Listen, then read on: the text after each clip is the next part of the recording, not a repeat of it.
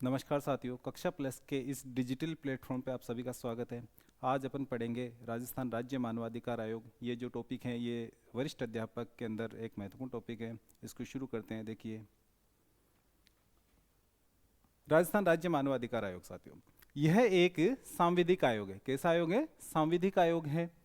मानव अधिकार संरक्षण अधिनियम 1993 जो संसद द्वारा पारित एक अधिनियम है, इसके द्वारा या इसके अनुसार राष्ट्रीय स्तर पर राष्ट्रीय मानवाधिकार आयोग, राष्ट्रीय स्तर पर कौन सा है? राष्ट्रीय मानवाधिकार आयोग, एवं राज्य स्तर पर राज्य मानवाधिकार आयोग को स्थापित किया गया है। इसको स्थापित करने की व्यवस्था की गई है। इस व्यवस्था के अनुसार मानवाधिकार संरक्षण अधिनियम 1993 के अनुसार भारत में मानवाधिकारों की जो रक्षा है, भारत में मानवाधिकारों की रक्षा के लिए 28 सितंबर 1993 से मानवाधिकार संरक्षण अधिनियम 1993 लागू हुआ। भारत में जो राजस्थान राज्य मानवाधिकार आयोग है, इसकी स्थापना को बाद में पढ़ेंगे, अपन अभी पढ़ रहे हैं भारत के अंदर जो राष्ट्रीय स्तर का जो मानवाधिकार आयोग है उसकी, तो उसके बारे में देखते हैं अपन। 28 सितंबर 1993 से मानवाधिकार संरक्षण अधिनियम 1993 लागू हुआ। इस अधिनियम की धारा 21 से 29 में RSHRC, Rajasthan state human right commission का उल्लेख है। इसके अंदर कौन सी धारा में? इस अधिनियम की धारा 21 से लेके 29 में। यहाँ पे धारा क्यों आई है? क्योंकि ये एक सांविधिक आयोग है। संवैधानिक आयोग होता तो यहाँ पे अनुच्छेद आता, क्योंकि ये एक सांविधिक आयोग है इसलिए यहाँ पे धारा आती है। आगे देखें, मानवाधिकार संरक्षण अधिनियम 1993 के तहत देश में मानवाधिकारों की रक्षा के लिए राष्ट्रीय मानवाधिकार आयोग का गठन कब किया गया? 10 अक्टूबर 1993 में न्यायमूर्ति रंगनाथ मिश्र की अध्यक्षता में किया गया है। राष्ट्रीय मानवाधिकार जो आयोग है उसका गठन कब किया गया है? 10 अक्टूबर 1993 में। किसकी अध्यक्षता में? न्यायमूर्ति रंगनाथ मिश्र की अध्यक्षता में किया गया है। फिर राष्ट्रीय मानवाधिकार आयोग एक का प्रधान कार्यालय दिल्ली के अंदर स्थित है। कहां पे स्थित है? दिल्ली में। राष्ट्रीय मानवाधिकार आयोग का जो पहले अध्यक्ष थे कौन थे? श्री रंगनाथ मिश्र थे। और इसका जो प्रधान कार्यालय है वो कहां पे है? दिल्ली में। आगे देखते हैं साथियों, अब तक देश के 26 राज्यों में राज्य मानवाधिकार आयोग की स्थापना हो चुकी है। देश के जो 26 राज्य हैं अब तक, उनके अंदर राज्य मानवाधिकार आयोग का गठन किया जा चुका है। राजस्थान राज्य में मानव अधिकारों के प्रभावी संरक्षण के लिए राजस्थान राज्य मानवाधिकार आयोग का गठन मानव अधिकार संरक्षण अधिनियम 1993 की धारा 21(1) के तहत कब किया गया है? 18 जनवरी 1999 को किया गया है। देखें आप इसको वापस से साथियों, राजस्थान राज्य में मानव अधिकारों के प्रभावी संरक्षण के लिए राजस्थान राज्य मानवाधिकार आयोग का गठन मानव अधिकार संरक्षण अधिनियम 1993 की धारा 21(1) के तहत 18 जनवरी 1999 को किया गया है। फिर आगे देखते हैं साथियों, राजस्थान राज्य मानवाधिकार आयोग ने 23 मार्च 2000 में विधिवत रूप से कार्य करना प्रारंभ किया। यानी इसका जो गठन है वो कब पहले हो गया, लेकिन इसने कार्य करना कब शुरू किया है? विधिवत रूप से 23 मार्च 2000 में। फिर है, आयोग का मुख्य कार्यालय या सचिवालय जयपुर में स्थित है। जयपुर में स्थित है। आयोग का जो मुख्य कार्यालय है या सचिवालय जयपुर में स्थित है। फिर देखें आगे, राज्य मानवाधिकार आयोग राज्य सूची व संवर्ती सूची के विषयों की जांच करता है। यानी कि जो राज्य मानवाधिकार आयोग होता है वो राज्य सूची और संवर्ती सूची के विषयों की ही जांच करता है, संघ सूची के विषयों की जांच नहीं करता है। आपको पता होगा ये दो 3 सूची है भारतीय संविधान के अंदर।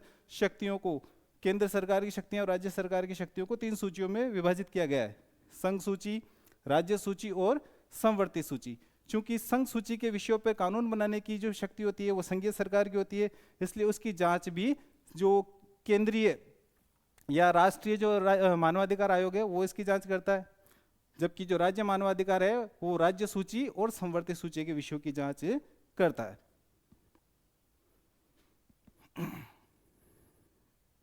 फिर साथियों देखें, मानव अधिकार संरक्षण अधिनियम 1993 की धारा 21 में राज्य मानवाधिकार आयोग का गठन किया गया। इसके तहत प्रारंभ में इसमें एक अध्यक्ष व 4 सदस्य, तो कितने थे 1 + 4, टोटल कितने हो गए 5 लोग थे इसमें। 2006 के अंदर इसमें एक संशोधन किया गया। उस संशोधन के तहत, कब किया गया संशोधन, 2006 में, इसमें एक अध्यक्ष व 2 सदस्यों का प्रावधान किया गया है। 2006 के संशोधन के तहत राज्य मानवाधिकार आयोग के अंदर एक अध्यक्ष व 2 सदस्यों का प्रावधान किया गया है। अतः वर्तमान में बात करें अपन इसमें, तो वर्तमान में एक अध्यक्ष प्लस 2 सदस्य हैं। इसमें वर्तमान में कितने लोग हैं राज्य मानवाधिकार आयोग में, एक अध्यक्ष और 2 सदस्य। फिर देखें इनकी जो योग्यता है, राजस्थान राज्य मानवाधिकार आयोग में कौन कौन जो अध्यक्ष हैं, जो सदस्य हैं, उनकी योग्यताएं क्या हैं वो देखते हैं अपन अभी। अध्यक्ष कौन हो सकता है, उच्च न्यायालय का सेवानिवृत्त मुख्य न्यायाधीश या अन्य न्यायाधीश, यानी कि उच्च न्यायालय का जो सेवानिवृत्त मुख्य न्यायाधीश है वो होगा, या कोई अन्य न्यायाधीश जो सेवानिवृत्त हो चुका है वो इसका अध्यक्ष होता है। इसके 2 सदस्य होते हैं। सदस्यों की योग्यता देखते हैं अब अपन। उच्च न्यायालय का सेवानिवृत्त न्यायाधीश या जिला न्यायाधीश के पद पर कम से कम न्यूनतम 7 वर्ष का अनुभव प्राप्त हो, वो व्यक्ति इसका सदस्य होगा, एक सदस्य। दूसरा सदस्य कौन होगा, एक व्यक्ति मानवाधिकारों का ज्ञाता हो। एक व्यक्ति कौन हो, मानवाधिकारों का ज्ञाता होना चाहिए।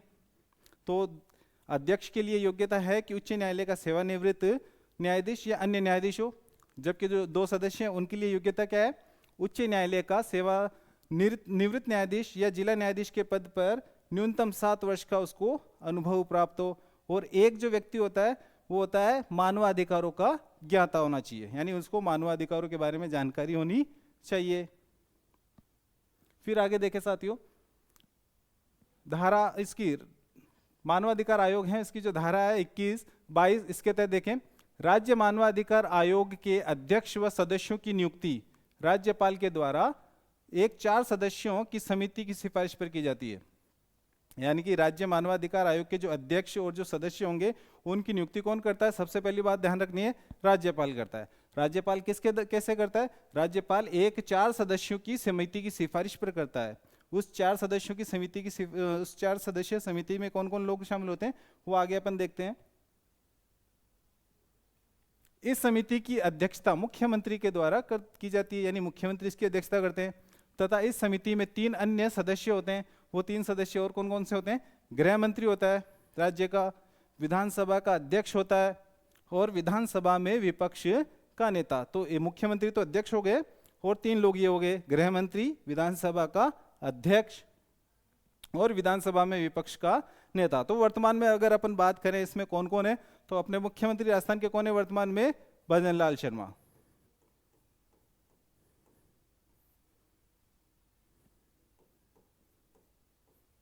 भजनलाल शर्मा।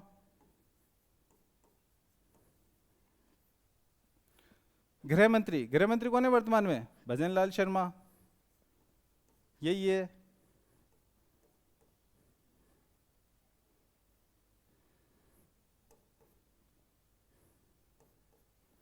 विधानसभा में अध्यक्ष कौन है, वासुदेव देवनानी है।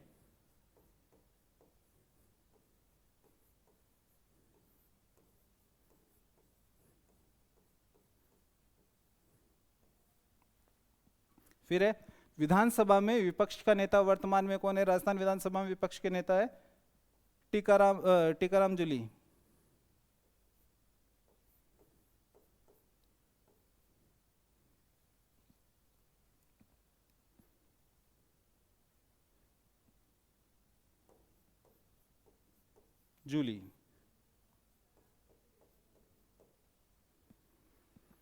आगे देखें साथियों, इस अधिनियम की जो धारा 23 है इसके तहत देखें अध्यक्ष व सदस्यों को हटाया जाना, यानी अध्यक्ष और जो सदस्य हैं उसको किस प्रकार से हटाया जा सकता है वो देखते हैं अब अपन।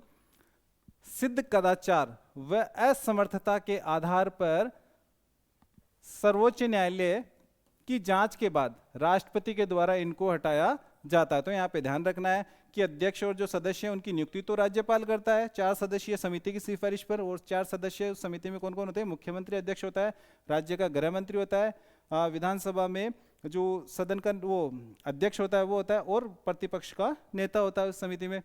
अब वो जो सदस्य होते हैं अध्यक्ष और सदस्य, उनको हटाने का जो प्रावधान है वो धारा 23 के अंदर है। कौन हटाएगा उनको? सबसे पहले तो सिद्ध कदाचार व असमर्थता के आधार पर हटाया जाएगा, सर्वोच्च न्यायालय की जांच के बाद। कौन? राष्ट्रपति के द्वारा हटाया जाएगा। नोट बात करते हैं अब अपन, राष्ट्रपति निम्न आधार पर स्वतः हटा सकता है इनको। कौन कौन से हैं वो निम्न आधार? पागल होने पर, दिवालिया होने पर, लाभ का पद धारण करने पर, या कार्य करने में असमर्थ होने पे, इन आधारों पे राष्ट्रपति उनको हटाएगा अपने पद से। फिर देखें साथियों, इस अधिनियम की जो धारा है 24, इसमें कार्यकाल का उल्लेख किया गया है। राज्य मानवाधिकार आयोग के अध्यक्ष और सदस्यों का कार्यकाल, तो इनका जो मूलतः कार्यकाल है 5 वर्ष या 70 वर्ष की आयु, जो भी पहले हो, ये था इसके अंदर कि या तो 5 वर्ष रहेंगे या फिर 70 वर्ष की आयु, इनमें से जो भी पहले हो तब तक वो अपने पद पे रहते हैं। ये मूलतः था मूल रूप से। लेकिन वर्तमान में 2019 के संशोधन के द्वारा इनका जो कार्यकाल है उसको कम कर दिया गया है, 3 वर्ष या 70 वर्ष की आयु, इनमें से जो भी पहले हो वो कर दी गई है। यानी कि मूल रूप से जब ये अधिनियम लागू हुआ था उस समय इसमें 5 या 70 वर्ष का कार्यकाल था अध्यक्ष और सदस्यों का, लेकिन वर्तमान में एक संशोधन हो गया था 2019 में, उसके तहत 3 वर्ष या 70 वर्ष की आयु जो भी पहले हो वो रखी गई है। नोट, 70 वर्ष की आयु नहीं हुई है तो पुनः नियुक्त हो सकते हैं। अगर अध्यक्ष और सदस्यों की आयु 70 वर्ष नहीं है और उनका 5 साल का कार्यकाल पूरा हो गया तो वो पुनः नियुक्त हो सकते हैं इस पद पे। फिर आगे देखते हैं साथियों, इसकी अधिनियम की जो धारा है 25, इसमें क्या है? कार्यवाहक अध्यक्ष का प्रावधान किया गया है। कार्यवाहक अध्यक्ष का प्रावधान किया गया है। देखिए कार्यवाहक अध्यक्ष का प्रावधान कैसे है? जब अध्यक्ष अनुपस्थित हो या उसका पद रिक्त हो अथवा वो कार्य करने में असमर्थ हो तो राज्यपाल के द्वारा सदस्यों में से, राज्यपाल के द्वारा जो सदस्य होंगे बाकी 2, उनमें से कार्यवाहक अध्यक्ष की नियुक्ति की जाती है। यानी कि जब अध्यक्ष का पद रिक्त हो या कार्य करने में असमर्थ हो उस समय राज्यपाल के द्वारा उन सदस्यों में से कार्यवाहक अध्यक्ष की नियुक्ति की जाती है। ठीक है साथियों, आगे देखते हैं। इस अधिनियम की जो धारा है 26, इसमें मानवाधिकार आयोग के अध्यक्ष व सदस्यों से संबंधित वेतन व भत्तों का प्रावधान है किया गया है। राज्य मानवाधिकार आयोग के अध्यक्ष व सदस्यों के वेतन भत्तों का प्रावधान कौन सी धारा में किया गया है? धारा 26 में किया गया है। फिर है धारा 27। इस अधिनियम की धारा 27 में आयोग के कार्यों के लिए सचिव पद का अधिकारी तथा जांच के लिए पुलिस महानिरीक्षक होता है। यानी कि जो ये राज्य मानवाधिकार आयोग है, इस राज्य मानवाधिकार आयोग के अंदर कार्यों को करने के लिए एक सचिव का पद रखा गया है, जो कौन होगा? जो IAS अधिकारी होता है। जांच के लिए पुलिस महानिरीक्षक होता है इसके अंदर। इस आयोग की स्वयं की एक जांच एजेंसी होती है। राज्य सरकार द्वारा इस आयोग को विभिन्न कर्मचारी प्रदान किए जाते हैं। यानी जो राज्य सरकार होती है, स्टेट गवर्नमेंट होती है, वो इस आयोग, राज्य मानवाधिकार आयोग को विभिन्न प्रकार के कर्मचारी प्रोवाइड करवाते हैं, जैसे LDC है, UDC वगैरह या और भी अन्य कर्मचारी है। फिर है आयोग के प्रमुख कार्य। ये जो राज्य मानवाधिकार आयोग है इसके प्रमुख कार्य कौन कौन से हैं उसमें देखें।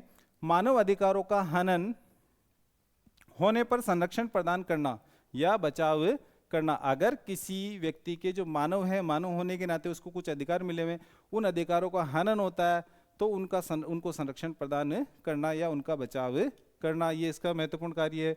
और आगे देखते हैं, आयोग के पास सिविल न्यायालय जैसे सभी अधिकार एवं शक्तियां हैं। राज्य मानवाधिकार आयोग के पास में कौन कौन से अधिकार और शक्तियां? सिविल न्यायालय जैसे सभी अधिकार एवं शक्तियां हैं। इसकी प्रकृति भी न्यायिक है। इसकी प्रकृति भी कैसी है? न्यायिक है। इस आयोग की प्रकृति न्यायिक है। यह केंद्र या राज्य सरकार से किसी भी जानकारी अथवा रिपोर्ट की मांग कर सकता है। ये जो राज्य मानवाधिकार आयोग होता है, ये राज्य सरकार से किसी भी जानकारी, केंद्र या राज्य सरकार से किसी भी जानकारी अथवा रिपोर्ट की मांग कर सकता है। जब ये मांग करता है तो केंद्र और राज्य जो सरकारें होती है उनको वो रिपोर्ट देनी ही पड़ती है इसको। किंतु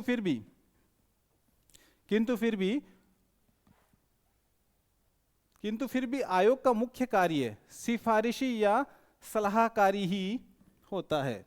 यानी कि केंद्र और राज्य सरकारों से किसी भी प्रकार की जानकारी या रिपोर्ट मांग सकता है, लेकिन फिर भी जो इसका कार्य होता है वो किस प्रकार का कार्य, इसका सिफारिशी या सलाहकारी है।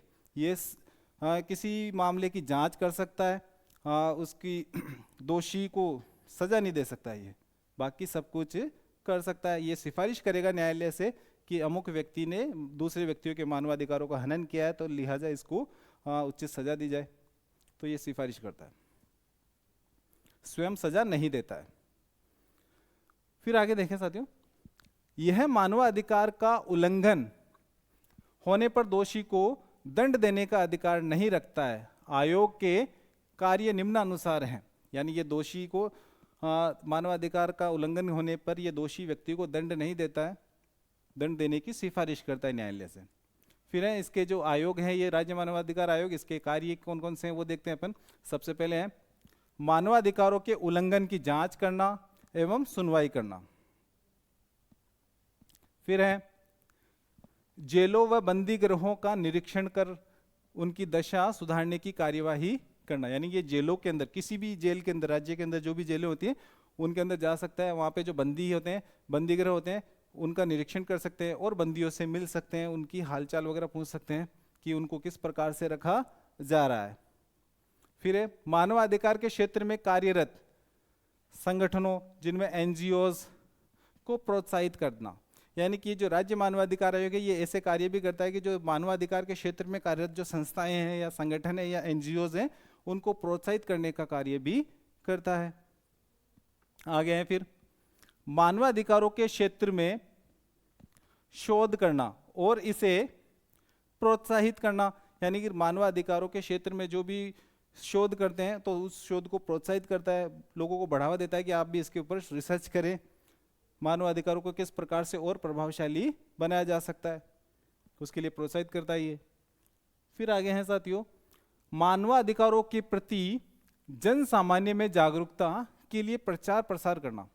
मानवाधिकारों के प्रति जन सामान्य मतलब सामान्य लोगों के अंदर जागरूकता फैलाने के लिए उसका प्रचार प्रसार करता है। न्याय से उपेक्षित व्यक्तियों के पास पहुंचकर न्याय दिलवाना, ये इसका एक कार्य है। यानी कि ऐसे लोग जिनको अपने राइट्स के बारे में पता ही नहीं है, अपने अधिकारों और उनके अधिकारों का हनन किया जा रहा है किन्हीं लोगों के द्वारा, तो ये जो राज्य मानवाधिकार आयोग है ये उनके पास जाता है, उनके पास पहुंच करके उनको न्याय दिलवाने का कार्य भी करता है। आगे देखते हैं साथियों, स्वप्रेरणा से या पीड़ित व्यक्ति की याचिका पर मानव अधिकारों के उल्लंघन की जांच करता है। ये जो आयोग हैं ये स्वप्रेरणा से यानी स्वयं प्रेरणा से यानी स्वयं की इच्छा से स्वयं संज्ञान लेकर के या फिर जो पीड़ित व्यक्ति है वो याचिका करे इसके पास जाकर के, तो ये मानवाधिकारों के उल्लंघन की जांच करता है। आगे देखें, नोट देखें, नोट राज्य मानवाधिकार आयोग उन्हीं मामलों की जांच कर सकता है जिन्हें घटित हुए 1 वर्ष से कम समय हुआ। यानी कि ये जो आयोग हैं सिर्फ उन्हीं मामलों की जांच कर सकता है जिनको घटित हुए हुए 1 वर्ष से कम समय हुआ है। 1 वर्ष से ज्यादा समय के जो पुराने मामले होते हैं उनको ये नहीं देखता है, उनकी जांच वगैरह ये नहीं करता है। फिर देखते हैं इसकी शिकायत। इसमें शिकायत किस प्रकार से की जाती है।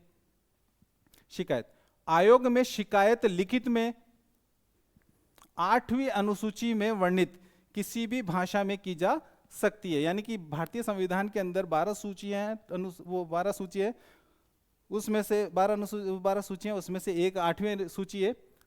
12 अनुसूचियों में से 8वीं अनुसूची, 8वीं अनुसूची में कितनी भाषा को मान्यता प्राप्त है, 22 भाषाएं। तो उन 22 भाषाओं में से किसी भी एक भाषा के अंदर आप लिखित के अंदर इसको अपनी शिकायत दर्ज करवाएंगे तो फिर ये उसकी जांच करता है। आगे देखें, राज्य मानवाधिकार आयोग को सिविल न्यायालय की शक्तियां प्राप्त होती हैं, जिसके तहत यह आयोग समन, या समन का मतलब होता है आदेश, जारी कर सकता है तथा किसी कार्यालय से दस्तावेज मंगवा सकता है। यानी कि ये जो आयोग हैं, इसको सिविल न्यायालय की शक्तियां प्राप्त होती है, जिसके तहत उनका इस्तेमाल करते हुए ये क्या कर सकता है, ये जो आयोग है समन यानी आदेश जारी कर सकता है तथा किसी कार्यालय से दस्तावेजों को मंगवा भी सकता है। फिर आगे देखें साथियों, नोट, यह एक परामर्शदात्री निकाय है। किस प्रकार का है? परामर्श देने वाला है, यानी सलाहकारी निकाय है। अतः यह किसी व्यक्ति को दंड नहीं दे सकता है, सुनवाई कर सकता है, जांच कर सकता है, लेकिन दोषी व्यक्ति को दंड नहीं देगा। ये सिफारिश करेगा दोषी व्यक्ति को दंड देने के लिए न्यायालय से। फिर इस अधिनियम की जो धारा है 28 देखें, धारा 28 क्या कहती है? यह आयोग अपना वार्षिक प्रतिवेदन, यानी प्रतिवर्ष वार्षिक प्रतिवेदन राज्य सरकार को सौंपता है। किसको सौंपेगा? राज्य सरकार को सौंपता है। हर साल अपना जो प्रतिवेदन होता है ये राज्य सरकार को सौंपता है ये आयोग, धारा 28 के तहत।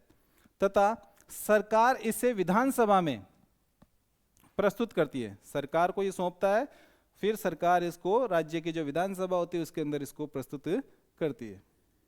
आगे देखें साथियों, धारा 29, इसमें है राष्ट्रीय मानवाधिकार आयोग से संबंधित प्रावधानों का राज्य मानवाधिकार आयोग पर लागू होना।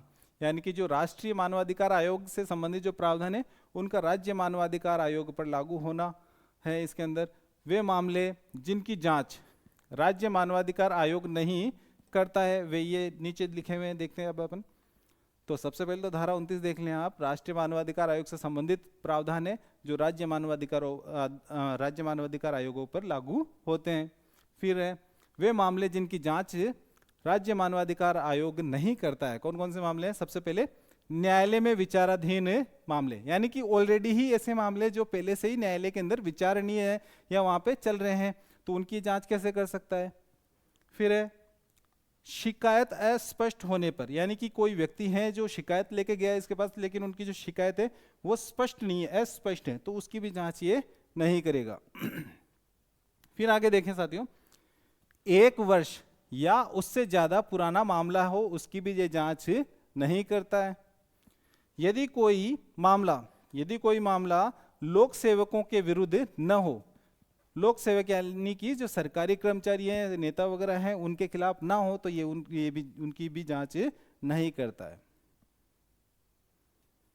फिर है राजस्थान राज्य मानवाधिकार आयोग के अध्यक्ष राष्ट्रीय मानवाधिकार आयोग से संबंधित प्रावधानों का राज्य मानवाधिकार आयोग पर लागू होना।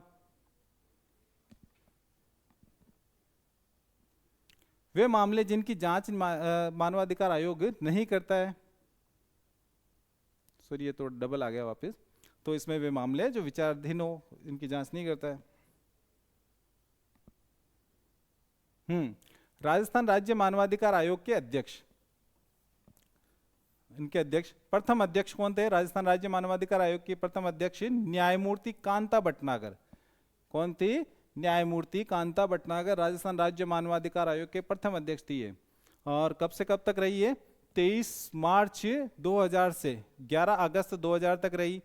इनका कार्यकाल न्यूनतम रहा, यानी सबसे कम कार्यकाल वाली अध्यक्ष यही हैं, जिनका नाम है कांता भटनागर। मोस्ट इंपोर्टेंट है साथियों, प्रथम अध्यक्ष है इसलिए इनका बार बार पूछा गया है आरपीएससी के द्वारा क्वेश्चंस। तो प्रथम अध्यक्ष न्यायमूर्ति कांता भटनागर 23 मार्च 2000 से 11 अगस्त 2000 तक रही है। इसका कार्यकाल न्यूनतम रहा है सबसे। ये मद्रास उच्च न्यायालय की मुख्य न्यायाधीश थी। ये कौन से उच्च न्यायालय की मुख्य न्यायाधीश थी? मद्रास उच्च न्यायालय की मुख्य न्यायाधीश थी। फिर देखते हैं साथियों, दूसरे जो अध्यक्ष हैं इसके, उनका नाम है न्यायमूर्ति सैयद सागिर अहमद। सैयद सागिर अहमद ये कब से कब तक रहे हैं? 16 फरवरी 2001 से 3 जून 2004 तक रहे हैं। कब से कब तक रहे हैं? 16 फरवरी 2001 से 3 जून 2004 तक रहे हैं। ये सर्वोच्च न्यायालय के मुख्य न्यायाधीश भी रहे, यानी एकमात्र राज्य मानवाधिकार आयोग के एकमात्र जो अध्यक्ष हैं ये राजस्थान में जो सर्वोच्च न्यायालय के मुख्य न्यायाधीश भी रहे हैं। कौन है? सैयद सगीर अहमद। इनका कार्यकाल है 16 फरवरी 2001 से 3 जून 2004 तक है। फिर तीसरे जो अध्यक्ष रहे हैं इस आयोग के, उनका नाम है न्यायमूर्ति नगेंद्र कुमार जैन, यानी NK जैन। कभी कभी पेपर में आपको शॉर्ट में भी लिखा हुआ मिल जाएगा NK जैन, NK जैन। तो इनका जो कार्यकाल है वो है 16 जुलाई 2005 से 15 जुलाई 2010 तक रहे। ये कब से कब तक रहे? 16 जुलाई 2005 से 15 जुलाई 2010 तक रहे, यानी इनका कार्यकाल है सर्वाधिक कार्यकाल वाले अध्यक्ष रहे। ये सबसे कम वाले कौन है? कांता भटनागर, और सर्वाधिक कार्यकाल वाले हैं न्यायमूर्ति नगेंद्र कुमार जैन। फिर इसके बाद में ये कौन है? ये राजस्थान हाई कोर्ट, राजस्थान उच्च न्यायालय के मुख्य न्यायाधीश थे। ये राजस्थान उच्च न्यायालय के मुख्य न्यायाधीश के पद पर ये पहले रह चुके थे। फिर है न्यायमूर्ति, चौथे नंबर के जो अध्यक्ष हैं राजस्थान राज्य मानवाधिकार आयोग के, उनका नाम है न्यायमूर्ति प्रकाश टाटिया। इनका कार्यकाल है 11 मार्च 2016 से 25 नवंबर 2019 तक। राजस्थान हाई कोर्ट के ये न्यायाधीश रहे हैं। चौथे नंबर के जो अध्यक्ष हैं उनका नाम है प्रकाश टाटिया। वो 11 मार्च 2016 से 25 नवंबर 2019 तक रहे हैं। राजस्थान हाई कोर्ट के न्यायाधीश भी रह चुके हैं ये। फिर पांचवें अध्यक्ष राजस्थान राज्य मानवाधिकार आयोग के नंबर 5 या 5वें नंबर के जो अध्यक्ष है उनका नाम है गोपाल कृष्ण व्यास। इनको शॉर्ट में जीके व्यास बोलते हैं। ये जनवरी 2021 से 2023 तक रहे हैं। जनवरी 2021 से जनवरी 2023 तक रहे हैं। राजस्थान उच्च न्यायालय के न्यायाधीश रहे हैं ये पहले। फिर आगे देखें साथियों, छठे अध्यक्ष और वर्तमान में भी हैं ये। राजस्थान राज्य मानवाधिकार आयोग के छठे अध्यक्ष का नाम है गंगाराम मूलचंदानी। ये 27 जून 2024 से वर्तमान तक इस पद पर कायम है, अध्यक्ष के पद पर। फिर हैं राजस्थान उच्च न्यायालय के न्यायाधीश भी रहे हैं ये। राजस्थान उच्च न्यायालय के न्यायाधीश के पद पर रह चुके हैं ये पहले। फिर है ये जो साथियों MCQ है, इनको अपन नेक्स्ट क्लास के अंदर करते हैं। ये एक क्लास स्लाइड है, वो देखते हैं। राजस्थान राज्य मानवाधिकार आयोग के कार्यवाहक अध्यक्ष रहे हैं। कौन कौन रहे हैं अब तक? अमर सिंह गोदारा रहे हैं पहले। फिर उसके बाद में जगत सिंह रहे हैं। फिर है पुखराज सिंघवी है। फिर नंबर 4 पे HR कुड़ी हैं। नंबर 5 में महेश चंद्र शर्मा है। नंबर 6 रामचंद्र सिंह झाला। नोट वर्तमान में अध्यक्ष गंगाराम मूलचंदानी है। वह 2 सदस्य कौन है वर्तमान में, उनका भी नाम देख लेते हैं अपन। 2 सदस्य वर्तमान में, न्यायाधीश श्री रामचंद्र सिंह झाला व अशोक कुमार गुप्ता है। ये वर्तमान में इसके अध्यक्ष और सदस्य हैं। और ये जो 6 लोग थे ये कार्यवाहक अध्यक्ष रहे, जिनके नाम क्या है? पहले कार्यवाहक अध्यक्ष अमर सिंह गोदारा, फिर दूसरे जगत सिंह, तीसरे पुखराज सिंघवी, चौथे HR कुड़ी, नंबर 5 पे महेश चंद्र शर्मा, 6 पे रामचंद्र सिंह झाला।